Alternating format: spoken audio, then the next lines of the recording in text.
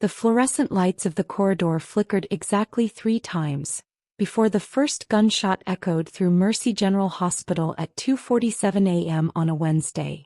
That would change everything.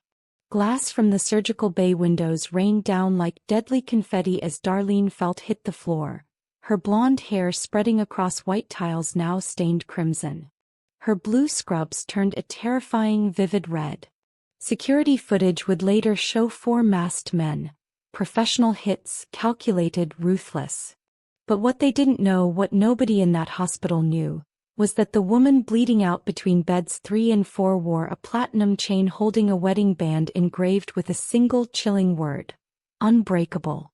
If you're loving the story so far, hit that subscribe button and turn on notifications. You won't want to miss what happens next. Now back to the story. The first time Eric Hairston saw her, he wasn't supposed to be there at all. 6 months earlier, the emergency room of Mercy General Hospital buzzed with controlled chaos. Eric had walked in with a knife wound he refused to explain, his expensive black coat torn, blood seeping through the silk lining. His men had insisted on their private doctor, but he'd waved them off with cold efficiency. This place was public, crowded, and anonymous. Exactly what he needed. "You need to wait your turn like everyone else," a voice said behind You him. must wait in the queue Firm to but receive warm, treatment. with an edge Do that you made know his who I spine am? No straighten. matter who you are, you're just Eric a patient. turned slowly. He was used to people cowering, stuttering, apologizing before he even looked at them. Men twice his size had broken down weeping at the mere mention of his name. But this woman, this striking woman with golden hair pulled back in a messy bun, sharp green eyes that held lightning, and scrubs that had seen too many 12-hour shifts, stood with her arms crossed, completely unimpressed. "If you are listening right now, help me prove something wrong. My mother and my friends said I wouldn't reach 1,000 subscribers, but I believe stories like this deserve to be heard. Help me show them that these tales matter. Please subscribe to Julia's Romance Library and let's keep breathing life into stories that were never meant to stay silent." "I don't wait," Eric said quietly, his voice carrying the weight of a man who'd built an empire on fear and absolute I've fallen in control. love with you. "Well, Will you go tonight out with you me?" do," Yes, Darleen I would love replied, that. gesturing to a waiting room full of people. "Stab wounds aren't special here. We get 3 a night on a good shift."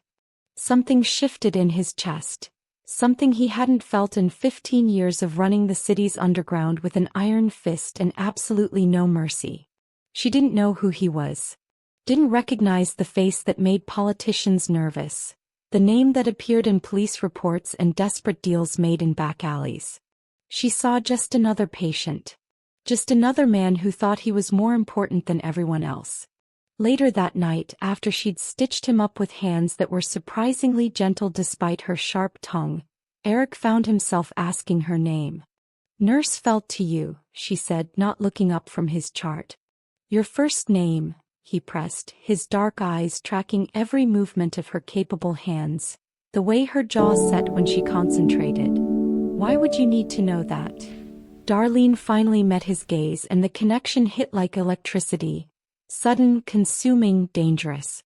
He smiled then, a real smile that his men would never recognize. "Because I have a feeling I'm going to be seeing you again." "Not if you keep getting into knife fights, you won't," she shot back, snapping off her gloves. "Next time might be worse than 16 stitches."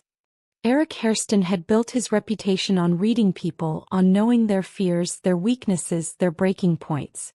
But as he watched this fearless woman with lightning in her eyes walk away, dismissing him like he was nothing more than another reckless fool who'd stumbled into her, he realized something terrifying. She was the one person in this city who could break him. And he was going to make her his. What neither of them knew that night was that their meeting would set off a chain of events that would end with bullets, blood, and a choice that would define whether love could truly conquer the darkest parts of a man's soul. But before that final moment, before the gunfire and the blood, there was bed 3 and 16 careful stitches that would bind them together in ways neither could imagine. Darleen's hands had moved with practiced efficiency as she cleaned the wound on Eric's side. Bed 3 had curtains that barely muffled the sounds of the ER beyond. Monitors beeping, someone crying in bed 7, the resident yelling for an EKG. But inside this small bubble of space, there was only the two of them and the strange tension that crackled between them like a live wire. 16 stitches, she'd said, threading the needle with steady hands. You're lucky. Another inch to the left and we'd be having a very different conversation in an operating room. Eric watched her work, his jaw tight but his eyes never leaving her face. I don't believe in luck. Then believe in anatomy. Darleen swabbed the area with betadine, her movements efficient, professional. This is going to sting. He didn't flinch when she began the first suture. Most patients would have at least tensed, but Eric Hairston sat perfectly still, as if pain was just another inconvenience to be endured. Darleen had seen soldiers with that kind of control. Men who'd learned to compartmentalize suffering.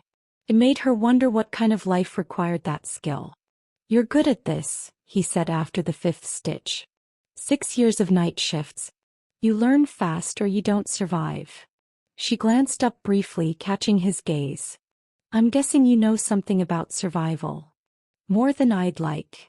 There was something in his voice, not regret exactly, but a weight that made Darleen's fingers pause for just a fraction of a second.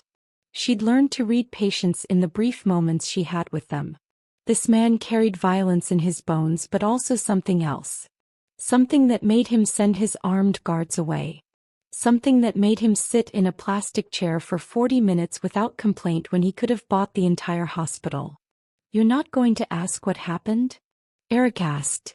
Would you tell me the truth? He smiled then and it transformed his entire face. Darleen felt her breath catch despite herself. Dangerous men weren't supposed to be beautiful when they smiled. It wasn't fair. Probably not, he admitted. But I appreciate that you're not pretending to care about the lie. I care about closing this wound before you bleed all over my freshly mopped floor. Darleen returned her attention to the stitching, her voice steady. The story doesn't change the medicine. Is that why you became a nurse? Because the story doesn't matter. I became a nurse because someone has to give a damn about the people who fall through the cracks. She tied off another stitch, her movements precise. The addicts, the homeless, the ones without insurance cards or fancy lawyers. Everyone deserves stitches, Mr. Hairston. Even people who make terrible decisions with sharp objects. Eric was quiet for a moment, studying her with an intensity that made Darleen's skin prickle. You really don't know who I am. Should I? Most people in this city do. Well, congratulations on your fame. Darleen's tone was dry as she snipped the thread. Now hold still while I finish saving your life. She worked in silence for the next few minutes, hyper-aware of his dark eyes tracking every movement of her hands. It should have made her nervous.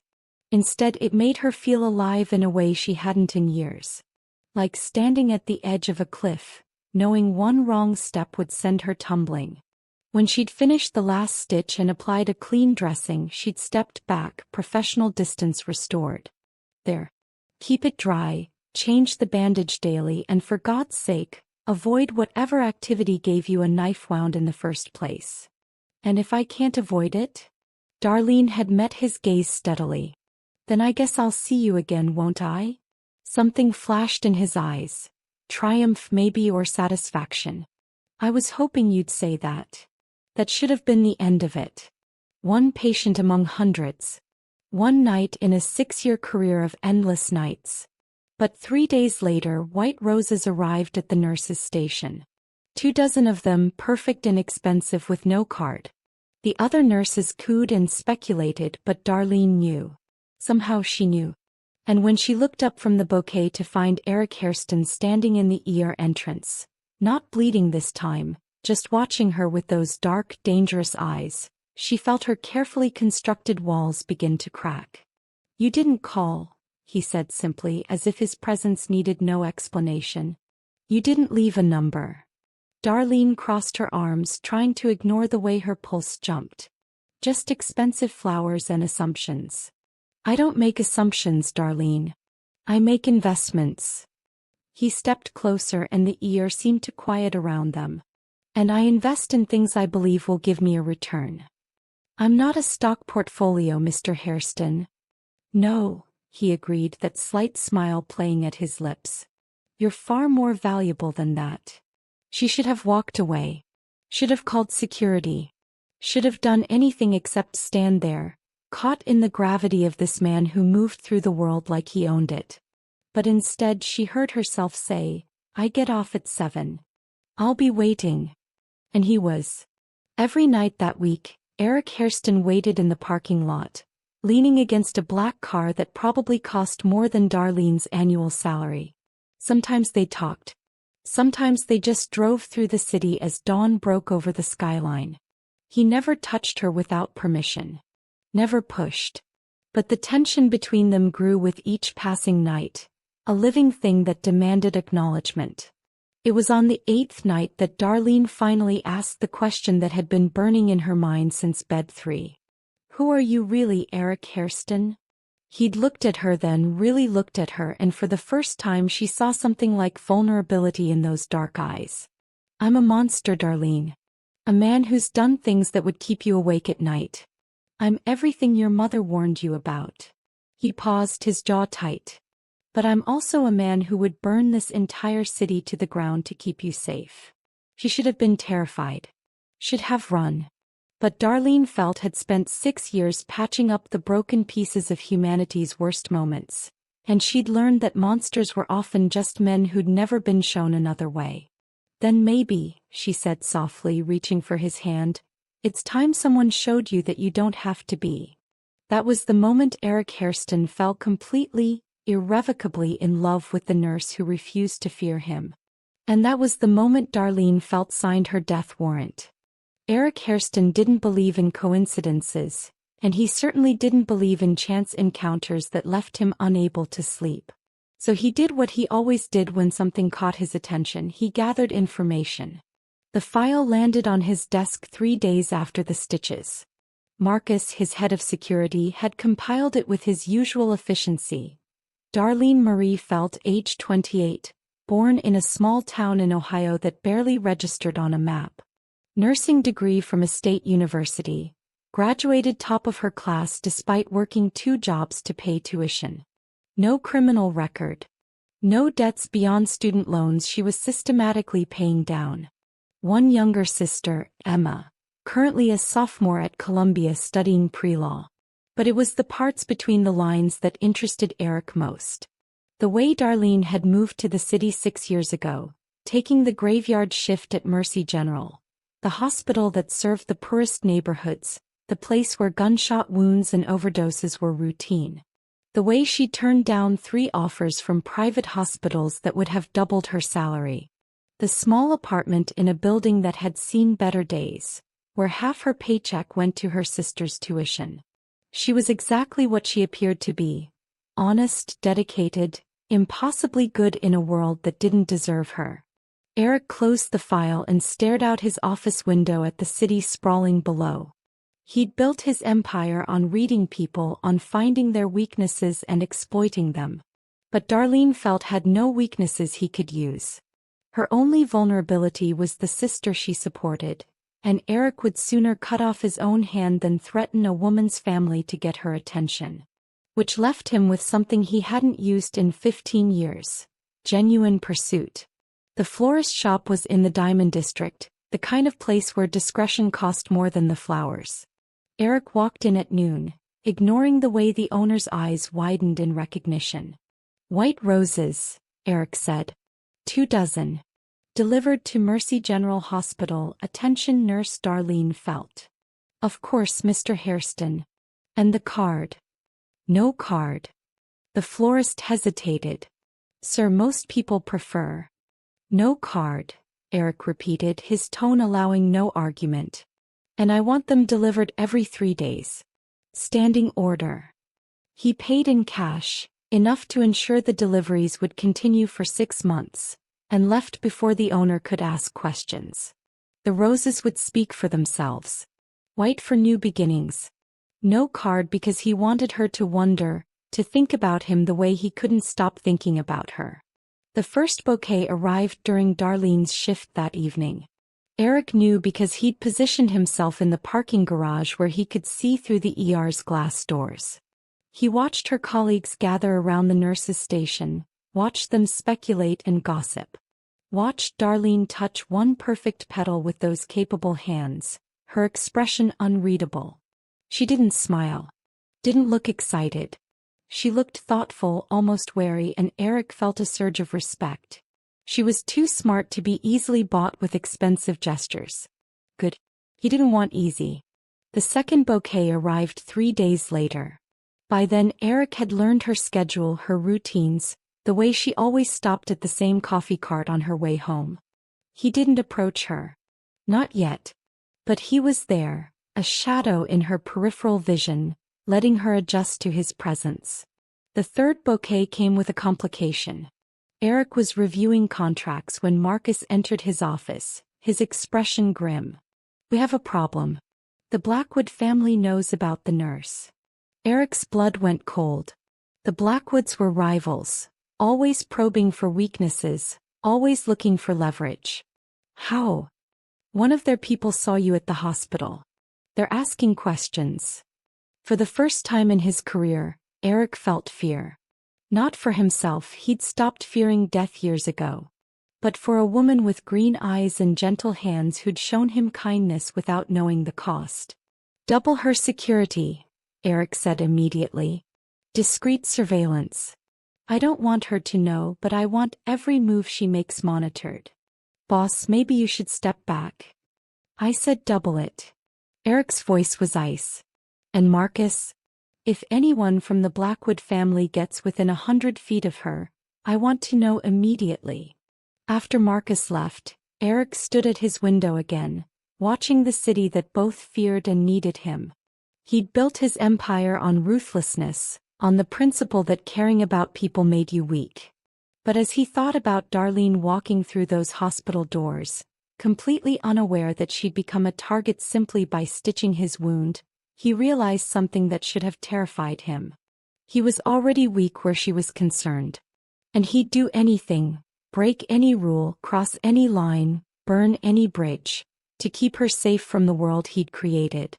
The fourth bouquet arrived with a card this time. Just 2 words in his precise handwriting: "Forgive me." Because Eric knew that loving him might be the most dangerous thing that ever happened to Darleen felt. And he was selfish enough to pursue her anyway.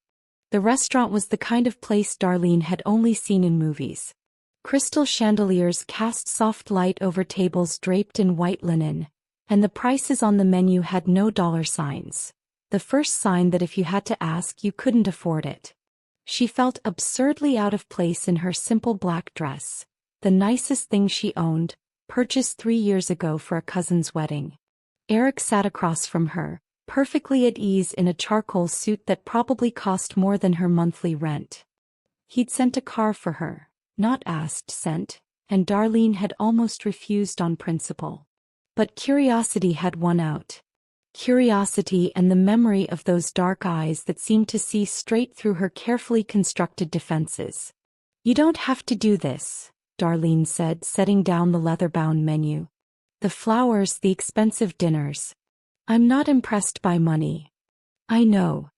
Eric's lips curved slightly. "That's why I'm trying so hard." "Then why not just ask me to coffee like a normal person?" "Because I'm not a normal person, Darleen." He leaned back, studying her with that unnerving intensity. "And I think you already know that." She did. The expensive suits, the armed men, the way the hospital administrator had personally apologized for any inconvenience after Eric's visit. Pieces of a puzzle she'd been trying not to solve. But sitting here in this gilded cage of a restaurant where the waiters spoke in whispers and every other patron seemed to recognize him with varying degrees of fear and respect, denial was no longer an option. "Tell me," she said quietly. "Tell me who you really are." Eric was silent for a long moment, his fingers tracing the rim of his wine glass. When he finally spoke, his voice was low, meant only for her. "I'm the man who controls half the city's underground operations. Gambling, protection, some things I won't burden you with knowing. I'm the name people whisper when they're desperate or afraid. I've done things, Darleen. Terrible things. Things that would keep you awake at night if I described them in detail. Darleen's heart hammered against her ribs, but she kept her voice steady. Have you killed people? Not personally. Not in a long time. Eric met her gaze without flinching. But I've given orders that led to deaths. I've destroyed lives, ruined families, done whatever was necessary to build and maintain my empire. I'm not a good man. I'm not even a decent one by most measures. She should have stood up. Should have walked out and never looked back. Every rational part of her brain screamed at her to run. But Darleen had spent 6 years in the trenches of humanity's worst moments, and she'd learned to see past the surface wounds to the person underneath. Why are you telling me this? She asked. Because you deserve the truth before you decide. Eric's jaw tightened. And because I'm selfish enough to want you anyway, even knowing what it might cost you. Cost me. My enemies will see you as a weakness. A target. He reached across the table, his hand hovering near hers but not quite touching. Being close to me puts you in danger, Darleen. Real danger. The kind that doesn't care about innocence or good intentions. Darleen looked down at his hand, scarred knuckles and long fingers that had signed death warrants and built an empire on fear. Then she looked at his face, at the vulnerability hiding behind that carefully controlled expression. She thought about the file he'd probably compiled on her, the roses he'd sent with no card, the way he'd waited in the parking lot night after night without ever demanding her time. You have made it this far, thank you for watching. Before we continue, drop a comment about where you're watching from and feel free to share your thoughts and experiences. And don't forget to follow, like and subscribe. Thanks. I grew up poor, Darleen said finally. Really poor. The kind where you wear your cousin's hand-me-downs and steal extra ketchup packets from restaurants because that's dinner some nights. I became a nurse because I was tired of watching people suffer when they didn't have to. When I could have gone to a private hospital, made 3 times what I make now, I chose Mercy General. Do you know why? Eric shook his head, transfixed. Because the people who come to my ER are the ones everyone else has given up on. The addicts, the criminals, the ones society decided weren't worth saving. And I patched them up anyway. Every single one. She finally took his hand, her fingers intertwining with his. So when you tell me you're a monster, Eric Hairston, what I hear is a man who's never been shown he could be anything else. Something cracked in Eric's expression. Not breaking, but opening. You're going to get hurt. Probably, Darleen agreed. But I've been playing it safe my whole life, taking care of everyone else, being responsible.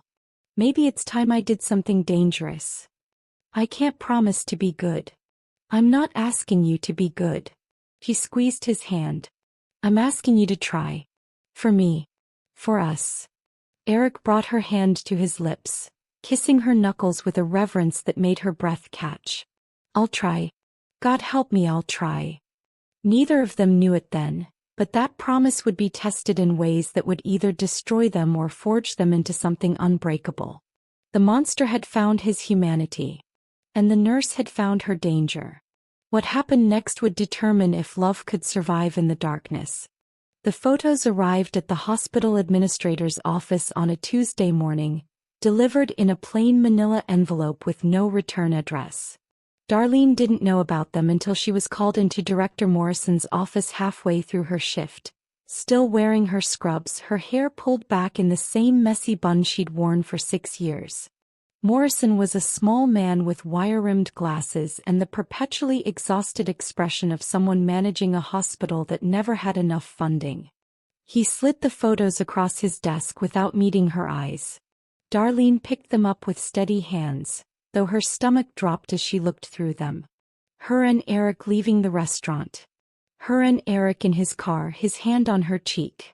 Her and Eric in the parking garage at dawn. Too close, too intimate, too obviously more than professional. Miss Felt, Morrison said quietly, do you know who Eric Hairston is? Yes. There was no point in lying. Then you understand why the board is concerned. He took off his glasses, rubbing the bridge of his nose. We've received calls. Questions about whether you've been treating certain patients preferentially, whether you've been sharing confidential information, whether your relationship with Mr. Hairston represents a conflict of interest. I would never. I know. Morrison held up his hand. I've reviewed your record. You're one of the best nurses we have. But perception matters, Darleen. And right now, the perception is that one of our ER nurses is involved with a known criminal figure. Darleen felt something hot and defensive rise in her chest. He's never been convicted of anything. No, he hasn't. He's too smart for that. Morrison put his glasses back on. Which is exactly why this is a problem. The hospital board has decided to place you on administrative leave pending an internal investigation. With pay, he added quickly as if that somehow made it better. It's temporary. 2 weeks, maybe 3. You're suspending me for who I'm dating? We're protecting the hospital's reputation. And yours. Morrison's voice gentled. Darleen, I know this seems unfair. But if the press gets hold of this, if our donors start asking questions, it could damage the hospital's funding. We can't afford that kind of scrutiny. Darleen stood, the photos crumpling slightly in her grip. I've worked here for 6 years. I've never missed a shift. I've never compromised a patient's care. And you're putting me on leave because someone took pictures of me with my boyfriend. I'm sorry. The decision is final. She walked out of the office in a daze, barely registering the concerned looks from her colleagues.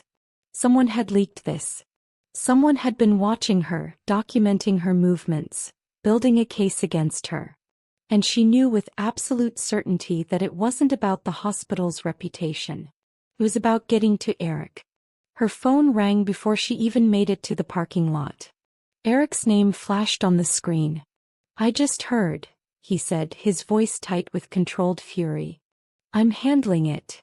How did you hear already? I have people everywhere, Darleen. Including in that hospital. He paused. I'm sorry. This is exactly what I warned you about. Darleen leaned against her car, suddenly exhausted. Did you send those photos? What? Oh. This was the Blackwoods. They're trying to isolate you, make you vulnerable.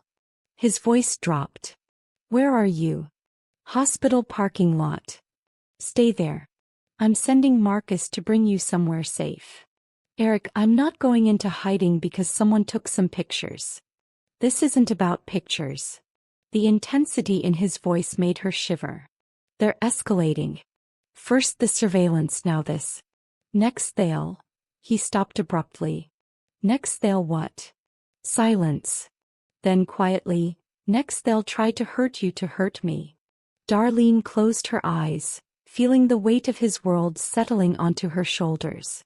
She thought about her sister's tuition, her apartment lease, her entire life built on stability and careful choices. She thought about the career she'd worked so hard for, now tainted by association. She thought about walking away. And then she thought about Eric's face when he'd told her he was a monster. The vulnerability behind his armor. The way his hand had trembled slightly when she'd taken it at the restaurant. I'm not running, she said firmly. And I'm not hiding. If they want to come after me, let them try. Darleen. But Eric. She opened her eyes, staring at the hospital where she'd spent 6 years saving lives. You need to fix this. Not with violence. Not with threats. Use whatever connections you have to make this investigation disappear. Can you do that? Another pause. Yes. But it will cost me. Favors I'll have to repay. Then pay them. Because I'm not losing my career over this. Her voice hardened. And if you can't protect me without destroying everything I've built, then maybe we need to reconsider what we're doing. It was a test and they both knew it. Could Eric Hairston, the man who solved problems with force and fear, find another way when it mattered most? Give me 48 hours, he said finally. And Darleen, I won't let them take anything else from you. I promise. She wanted to believe him. But as she looked at the crumpled photos in her hand, she wondered if some promises were impossible to keep when you lived in Eric Hairston's world. The shadow he cast was long and dark, and she was already standing in it. The only question now was whether she could survive what came next. Eric kept his promise. Within 48 hours, the hospital investigation quietly disappeared.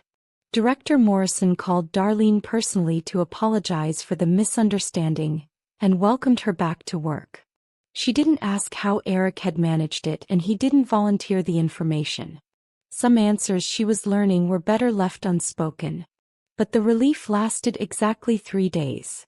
Darleen was restocking supplies in the medication room when Eric appeared in the doorway, his expression darker than she'd ever seen it.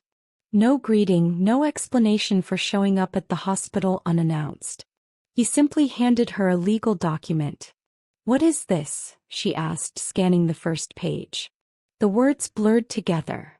Immigration violation, visa discrepancy, deportation proceedings. "Your sister," Eric said quietly. "Emma's student visa." Apparently there was an error in her paperwork.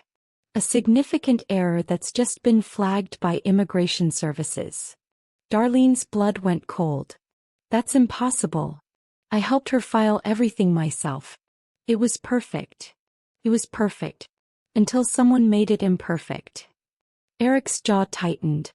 The Blackwoods got to immigration officials. "They've manufactured a case against Emma. Fraudulent documentation, they're calling it. She could be deported within a month." The medication room suddenly felt too small, the walls pressing in. Emma. Her brilliant, beautiful little sister who'd worked so hard to get into Columbia. Who was going to be a lawyer, who was going to break the cycle of poverty their family had been trapped in for generations. "Fix it," Darleen said, her voice shaking. "You fix my job. Fix this." "I can't. Immigration is federal. I don't have that kind of reach, not fast enough." Eric stepped closer, his hands hovering near her shoulders but not quite touching. "But there is another way." "What way?" "Marry me." Darleen stared at him, certain she'd misheard. "What?" "Marry me. Today. Right now." Eric's words came faster, urgent. "As my wife, you become untouchable. The Blackwoods won't risk a direct attack on family. And with my lawyers, my connections, I can protect Emma. Get her case dismissed, ensure her visa is ironclad." "You want to marry me to protect my sister?"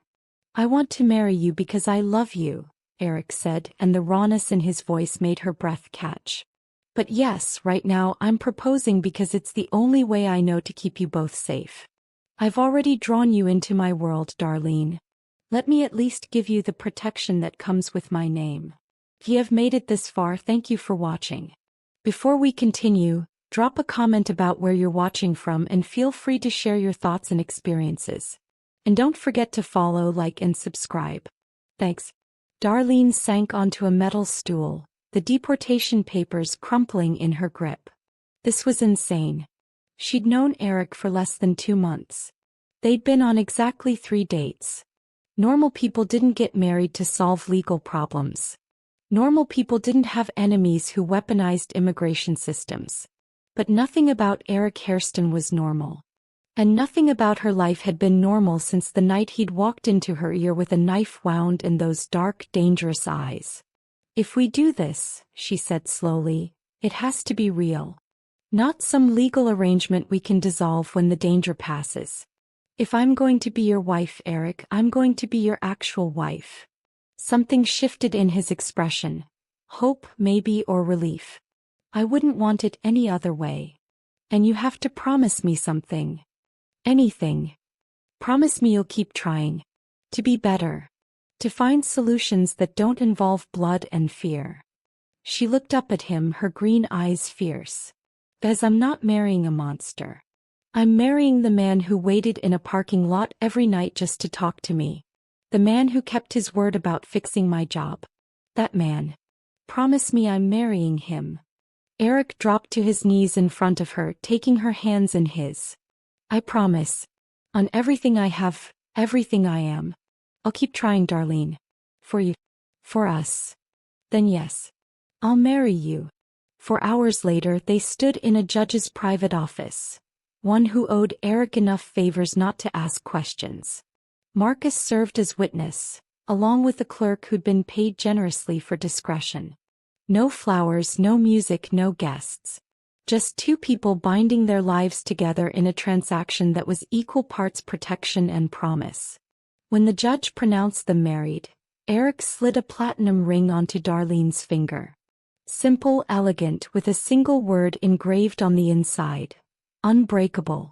"We can have a real wedding later," Eric murmured as they left the courthouse. "When it's safe. When we can celebrate properly." "This was real," Darleen said, twisting the ring on her finger. "Maybe not traditional, but real." She didn't tell him about the knot of anxiety in her stomach, or the voice in her head screaming that she'd just made the biggest mistake of her life. She didn't tell him that she'd traded her independence for safety, her careful plans for chaos.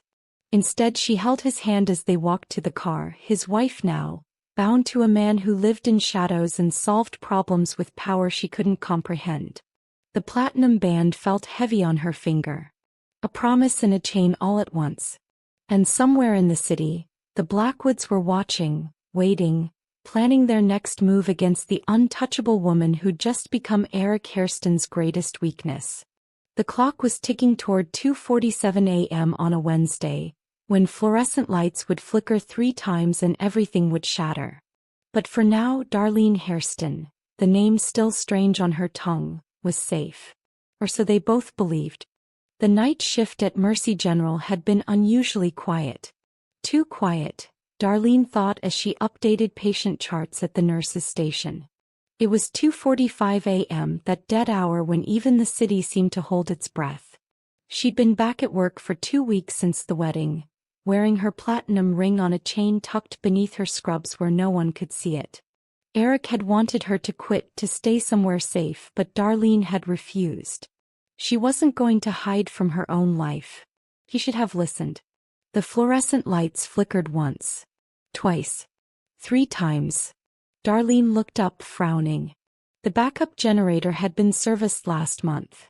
There shouldn't be any. The first gunshot shattered the silence. Then chaos erupted.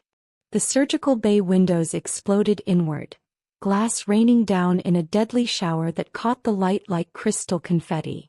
Screams filled the air as 4 masked men stormed through the shattered entrance, their weapons raised, their movements military precise. "Everybody down," one of them shouted, but his eyes were scanning the room, searching for her. Darleen's training kicked in before her fear could paralyze her. She dropped behind the nurse's station as bullets tore through the ER, ripping apart equipment, shattering monitors, turning her workplace into a war zone. Around her, patients screamed and scrambled for cover. A young resident froze in the middle of the corridor, his eyes wide with terror. "Get down," Darleen shouted, but he couldn't move, couldn't think, couldn't do anything but stand there like a deer in headlights. One of the gunmen turned toward him, raising his weapon. And without thinking, without considering the consequences, Darleen ran. She tackled the resident, sending them both crashing to the floor behind a crash cart. But she wasn't fast enough. Pain exploded through her side, white-hot and consuming, as a bullet tore through her flesh. She felt herself falling, her blue scrubs blooming red, the white tiles rushing up to meet her. "No." The resident was screaming, his hands pressing against her side, trying to stop the bleeding. "Somebody help." Nurse felt as down. Darleen's vision blurred, darkness creeping in at the edges. She could hear more gunfire, could hear someone shouting orders, could hear the wail of sirens in the distance. But it all seemed far away, like she was underwater, drowning in pain and shock. Her hand found the chain around her neck, fingers closing around the platinum ring. Unbreakable. Eric's promise. His name. She tried to tell the resident about the ring, about Eric, about the fact that she was somebody's wife and he needed to know she was hurt. But the words wouldn't come. Only blood, warm and copper-tasting in her mouth. A doctor appeared above her. Dr. Chin, who'd worked with her for 3 years. His face was pale, his hands shaking as he examined her wound. "We need to get her to surgery." "No." Get me in or prepped. The gunman, someone started. I don't care about the gunman. Move. Darleen felt hands lifting her onto a gurney, felt the world tilting and spinning. Through her fading vision she saw one of the masked men being tackled by security. Saw another escaping through the shattered windows. Saw the carnage they'd left behind. Broken glass, broken equipment, broken people. This was what Eric had warned her about. This was the price of loving a man who lived in shadows and violence. The Blackwoods hadn't just wanted to hurt her, they'd wanted to send a message. To prove that even Eric Hairston's wife wasn't safe. That nowhere was safe. As they rushed her down the corridor toward the operating room, Darleen's hand slipped from the chain, the platinum ring falling free. It caught the fluorescent light as it rolled across the blood-stained tiles, engraved with its promise that now felt like a lie. Unbreakable. But she was breaking. She could feel it with every shallow breath, every beat of her failing heart. She was breaking and Eric wasn't here to catch her, and the last thing she saw before darkness claimed her was the ceiling tiles blurring past, one after another, like counting down the seconds she had left. Somewhere in the city, Eric's phone was ringing. Somewhere in the city, a man who'd built an empire on control and power was about to lose the only thing that mattered. Somewhere in the city the choice was forming that would define the rest of their lives. If Darleen survived to see it. The fluorescent lights flickered one last time as they pushed through the ore doors. And then there was only darkness and the distant sound of her own heartbeat slowing. Eric was in a meeting with his accountants when Marcus burst through the door, his face ashen. The numbers on the spreadsheet before him blurred as Marcus spoke 3 words that stopped his heart. Darleen's been shot. The world tilted. Eric heard himself asking questions. Where, when, how bad? But the answers came through a fog of rage and terror so complete it threatened to consume him whole. Mercy General. Gunman. Surgery. Critical condition. Words that meant his wife was dying while he sat in an office discussing profit margins. The drive to the hospital took 12 minutes. Felt like 12 hours. Eric had mobilized his entire organization before the car even left the parking garage. 37 phone calls, each one a command, each one obeyed without question. Every man he had, every resource, every connection, all of it focused on a single purpose: finding the people who'd hurt Darleen and making them pay. By the time he reached the hospital he had names, locations. The Blackwood family's entire operation laid bare, vulnerable, ready to be destroyed. The 3 shooters we've identified are at a warehouse in Red Hook, Marcus reported, his phone pressed to his ear even as they strode through the hospital corridors. 2 more at a safe house in Queens. We have eyes on James Blackwood himself at his estate in Connecticut.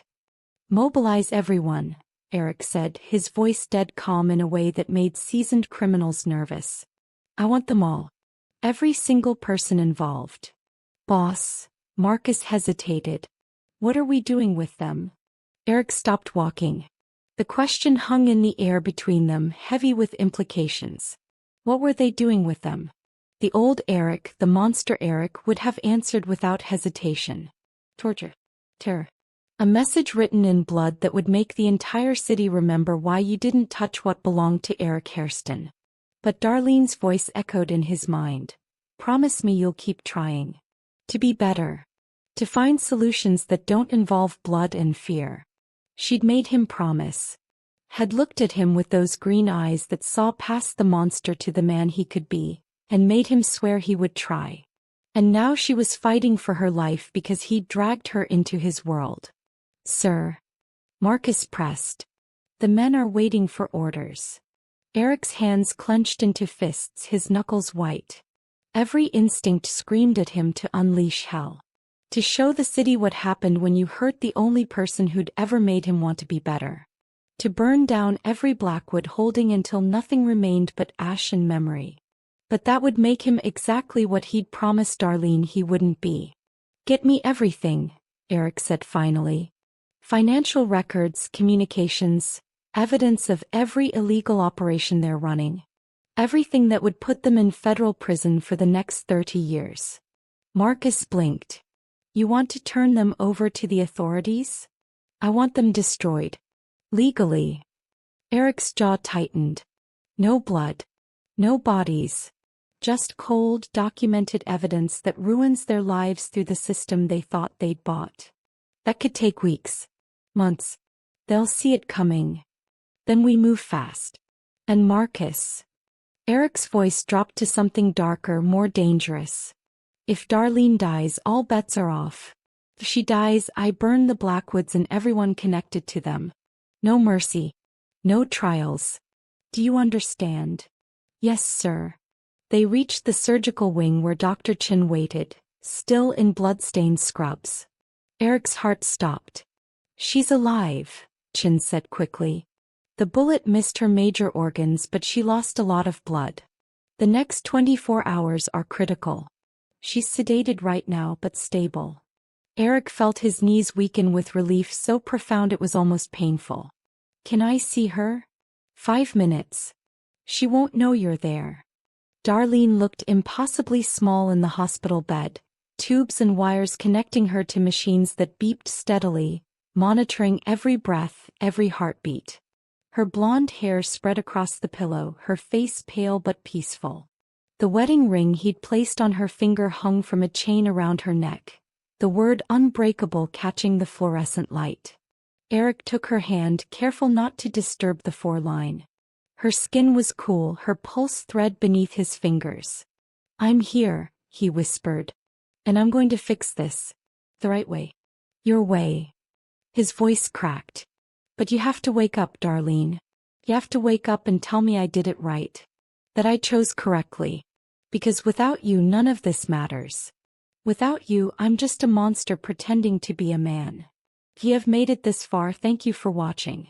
Before we continue, drop a comment about where you're watching from and feel free to share your thoughts and experiences. And don't forget to follow, like, and subscribe. Thanks. Darleen didn't respond. Couldn't respond. But her heart monitor beeped steady and strong, and that would have to be enough. Eric stood, pressing a kiss to her forehead. I love you. And I promise, no more blood. He left the room with a new purpose, a new plan. Not revenge through violence, but justice through patience. It went against every instinct, every lesson his world had taught him. But Darleen had asked him to be better. And for her he would move mountains to try. Even if it killed him not to kill them first. The reckoning was coming for the Blackwoods. Just not the kind they expected. And Eric Hairston was about to prove that sometimes, the most devastating revenge was simply letting the law do what it was meant to do. If you had enough power to make sure it actually did it. The monster was learning to be a man. One impossible choice at a time. Darleen opened her eyes to white ceiling tiles and the steady beep of monitors. Pain radiated through her side, sharp and insistent, but manageable. Alive. She was alive. Eric's face appeared above her, haggard and unshaven, his eyes red-rimmed from what looked like days without sleep. Darleen. Her name came out like a prayer. Thank God. You've been unconscious for 36 hours. She tried to speak, but her throat was too dry. Eric immediately held a cup of water to her lips, his hands gentle despite their trembling. After a few careful sips, she found her voice. The other nurses? The patients? 3 injuries, none life-threatening. You saved that resident's life. Eric's voice tightened. Nearly died doing it. It's my job. Darleen shifted slightly, wincing. The Blackwoods. Something dark flashed across Eric's face. Being handled. How? Eric stood, pacing to the window where morning light filtered through the blinds. I've compiled evidence. Financial crimes, racketeering, conspiracy charges. My lawyers are preparing to hand everything to the federal prosecutors. The Blackwoods will spend the next 30 years in prison. Maybe longer. Darleen studied him, reading the tension in his shoulders, the tight control in his voice. But that's not what you want to do. No. The word came out harsh. What I want is to watch them suffer. To make them beg for mercy I won't give. To ensure they understand in their last moments exactly what happens when you hurt someone I love.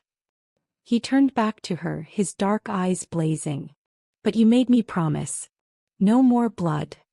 And you kept that promise. Barely. Eric returned to her bedside, taking her hand. Darleen, I need you to understand something. These people tried to kill you. They came into your hospital, your sanctuary, and tried to murder you to hurt me. Every instinct I have is screaming at me to burn their world to the ground. But you haven't. Not yet. But the evidence takes time. There are legal processes, procedures, things that could go wrong. And while we wait for justice to slowly grind through the system, they're still out there. Still dangerous. Still plotting their next move. His grip tightened on her hand. Tell me I'm doing the right thing. Tell me that choosing the legal route instead of just eliminating the threat is worth the risk. Darleen saw the war raging inside him. The monster he'd been fighting to overcome, the man he was trying to become.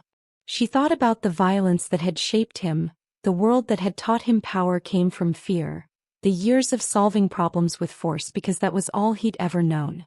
And she thought about the scared boy he must have been once, before life had hardened him into something darker. Eric, she said softly, do you know why I fell in love with you? He shook his head, confusion flickering across his features.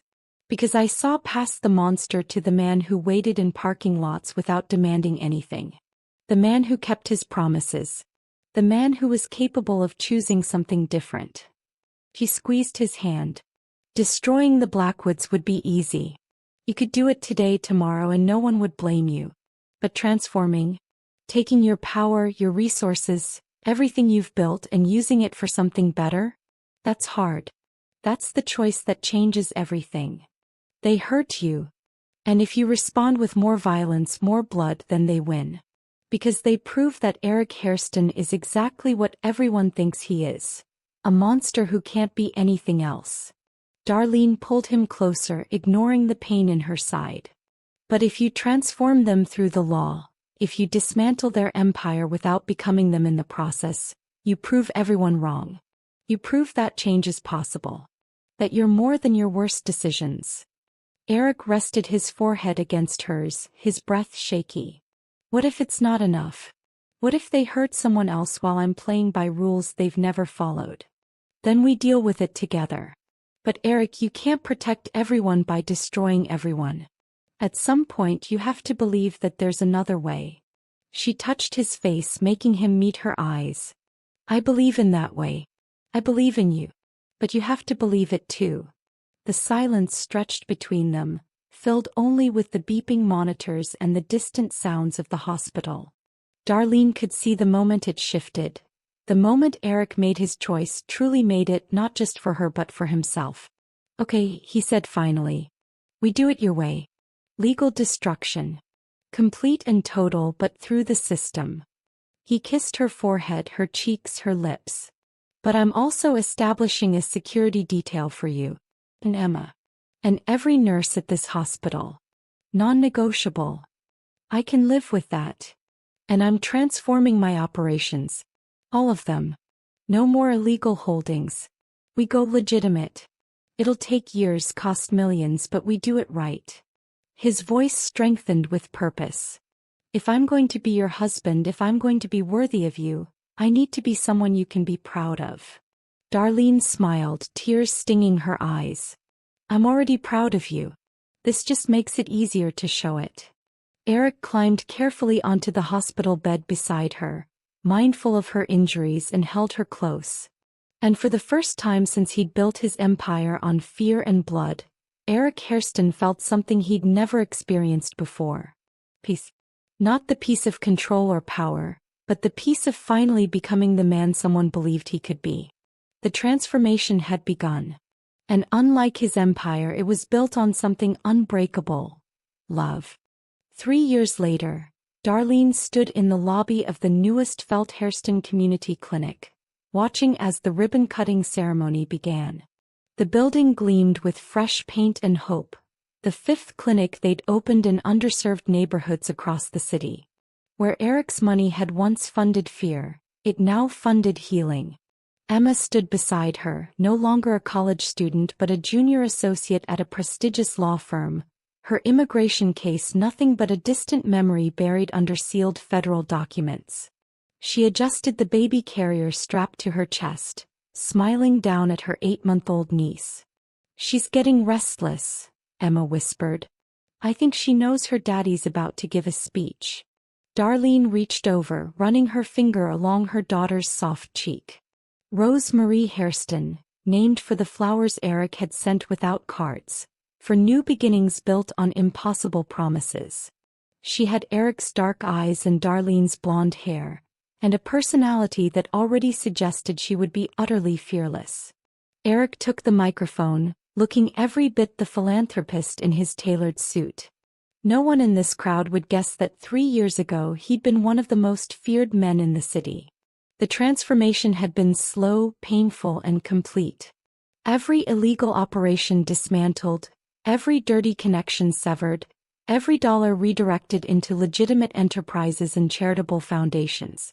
3 years ago, Eric began, his voice carrying across the gathered crowd of nurses, doctors, and community members, "I learned that true power isn't measured by how much fear you inspire. It's measured by how many lives you can change for the better." Darleen felt tears prick her eyes. She'd heard variations of this speech at every clinic opening, but it never failed to move her. This was the man she'd seen beneath the monster, finally free to exist without the weight of violence on his shoulders. "My wife," Eric continued, his eyes finding hers across the crowd, "showed me that healing is more powerful than hurting. That building up beats tearing down. That sometimes the bravest thing you can do is choose to be better than you were yesterday." The crowd applauded, but Darleen barely heard them. She was remembering a hospital bed, 16 stitches, and a man who didn't believe in luck meeting a woman who believed everyone deserved saving. After the ceremony, they walked through the clinic together, Rose strapped to Eric's chest now, her tiny fist gripping his finger. The hallways smelled of fresh paint and antiseptic, the examination rooms equipped with the latest technology. Free care for anyone who walked through the doors, no questions asked, no insurance required. Director Morrison called, Darleen said as they paused in front of a wall displaying photos of all 5 clinics. "Mercy General wants to partner with us. Expand the program citywide." "What did you tell him?" "That I'd discuss it with my husband. The one who used to think he didn't wait for anyone." He smiled, remembering. "You've come a long way from bed 3, Mr. Hairston." Eric shifted Rose to his shoulder, the gesture so natural now it was hard to remember he'd once been terrified to hold his own daughter. "We've come a long way, Mrs. Hairston." Rose gurgled, reaching for Darleen's hair, and they both laughed. This tiny person, born from a love that should have destroyed them, had instead become proof that redemption was possible. That monsters could become men. That nurses could marry criminals and transform them into philanthropists. "The Blackwood trial verdict came through this morning," Eric said quietly. "James got 40 years. His brothers got 30 each. The whole organization's been dismantled." Darleen had almost forgotten about the Blackwoods. The people who'd shot her, who'd threatened everything, had become footnotes in a larger story about transformation. "Do you ever regret it? Choosing the legal route?"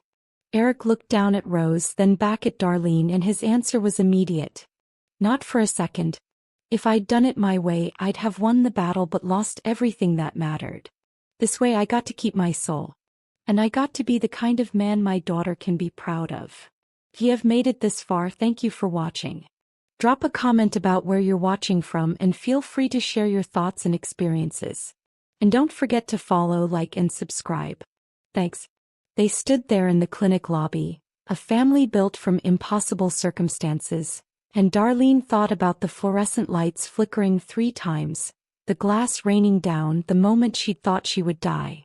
She touched the platinum ring on her finger, no longer hidden on a chain but worn openly, proudly. Unbreakable. They'd tested that promise in fire and blood and come through stronger. Eric had transformed from a man who solved problems with violence into someone who healed communities. She'd survived being shot, survived loving a dangerous man, and helped him become someone safe. Mrs. Hairston, a young nurse called out, approaching nervously. "We have our first patient. A teenager, no insurance, says he can't afford." "Send him to exam room 1, Darleen said immediately. "I'll take him myself." But some things never changed. She was still a nurse who believed everyone deserved saving. Eric was still a man who would move mountains to protect what he loved. And together they were building something that would outlast both of them. A legacy of healing in a city that had once only known them for wounds. As Darleen headed toward the exam room, Eric called after her. "Hey, Nurse Felt." She turned, one eyebrow raised. "I love you. And thank you for seeing the man I could be instead of the monster I was." "I love you too," she said. "And Eric, thank you for proving me right." 3 years after glass and gunfire, after platinum promises and impossible choices, the monster and the nurse had built something beautiful from the ruins. And their daughter would grow up in a world where her father's name meant hope instead of fear. The Hairston legacy was just beginning. And it was, in every way that mattered, unbreakable.